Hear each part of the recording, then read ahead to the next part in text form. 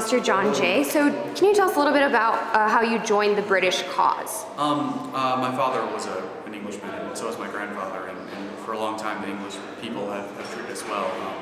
We come from a long line of merchants, and our family has been treated well by the English. I find it important to note that the alleviation of English taxes prior to our war cause plays a lot into my sympathies with the English. The fact that they did attempt to back off is important.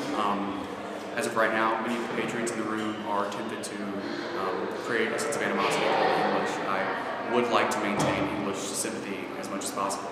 And how have you ensured British interests? I have done all that I can to create a diplomacy between the American colonies and England. Many of my fellow delegates have jumped straight into battle, I should say, with England, and rather than branching out. A couple of my other delegates, Mr. Franklin, Benjamin Franklin, and I worked together to attempt to create a sense of diplomacy, but that failed.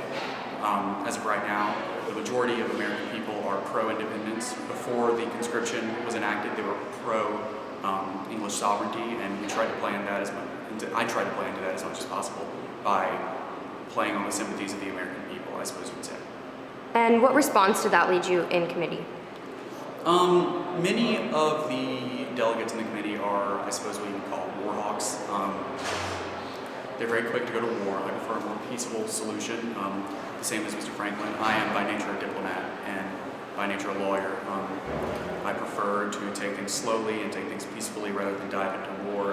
The committee has responded with, I guess you would call it, a bit of animosity towards me and my fellow diplomats. There's not much room for peace in the committee, which I understand. They feel very wronged.